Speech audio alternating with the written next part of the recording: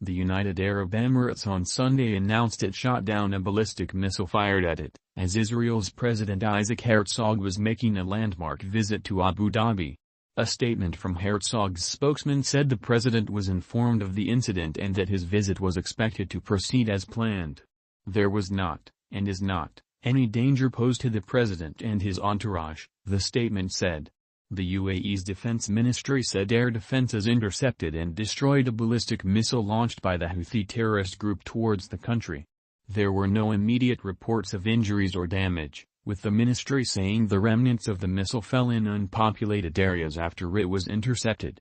Earlier, a spokesman for the Iran-backed group said the Yemeni rebels would soon disclose details of a military operation deep in the UAE.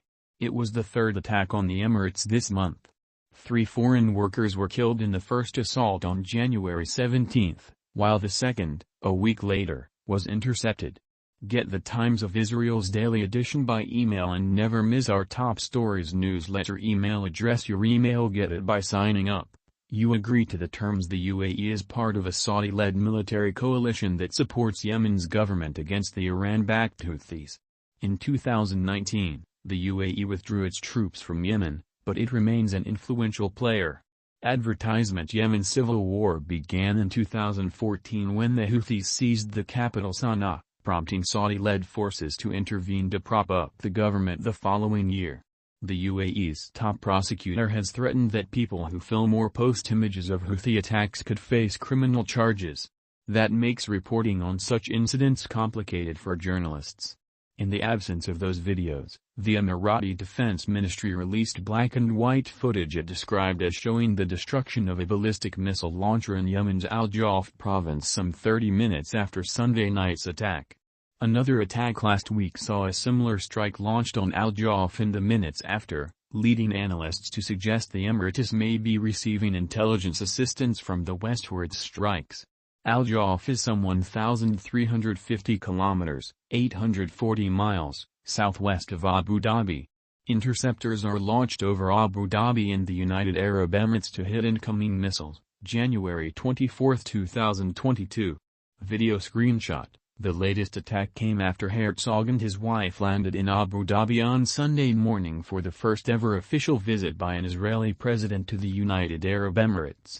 The president and first lady were given a festive welcome by UAE's foreign minister Sheikh Abdullah bin Zayed, which included the playing of both countries' national anthems, and a 21-gun salute. Afterward, they held a working meeting, then had lunch with members of Herzog's delegation.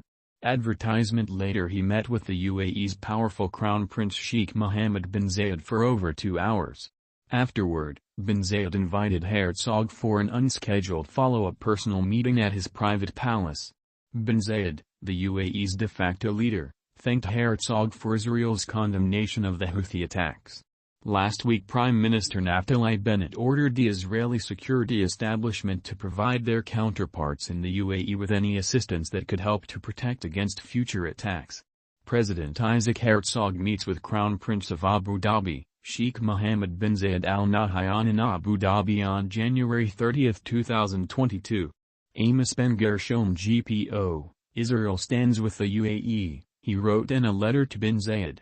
I stand with Crown Prince Mohammed bin Zayed. The world should stand against terror. U.S. State Department spokesperson Ned Price condemned the Houthi attack. While Israel's president is visiting the UAE to build bridges and promote stability across the region, the Houthis continue to launch attacks that threaten civilians, Price wrote on Twitter. Last Wednesday, the U.S. State Department updated its travel advisory for the Gulf state, warning Americans against visiting because of the missile and drone threat. The possibility of attacks affecting U.S. citizens and interests in the Gulf and Arabian Peninsula remains an ongoing, serious concern, the travel advisory said. Rebel groups operating in Yemen have stated an intent to attack neighboring countries, including the UAE, using missiles and drones. Recent missile and drone attacks targeted populated areas and civilian infrastructure. Jason Brodsky, policy director at United Against a Nuclear Iran, told the Times of Israel before Sunday's attack that the expo, especially during Israel Day and Herzog's visit, could present an enticing target for Houthi rebels. Advertisement: a visitor looks on in the Israel Pavilion during a media tour ahead of the opening of the Dubai Expo 2020 in the Gulf Emirate on September 27, 2021, AFP. "They're trying to increase the cost for the Emirates in that way," he said. "They are seeking to make the Emirates an inhospitable environment for the international business world. Targeting the Dubai Expo would be consistent with that vision." Herzog is slated to visit Dubai, and will meet with Dubai ruler Prime Minister Sheikh Mohammed bin Rashid Al Maktoum, Tolerance Minister Sheikh Nahyan bin Mubarak, who is Expo 2020 Dubai's Commissioner General, and Emirati business leaders. The president will also open Israel's National Day at Dubai Expo 2020 on Monday. Israel and the UAE forged ties, and the United States brokered Abraham Accords in 2020, bringing over a decade of covert contacts into the open, and have seen their relationship flourish since then.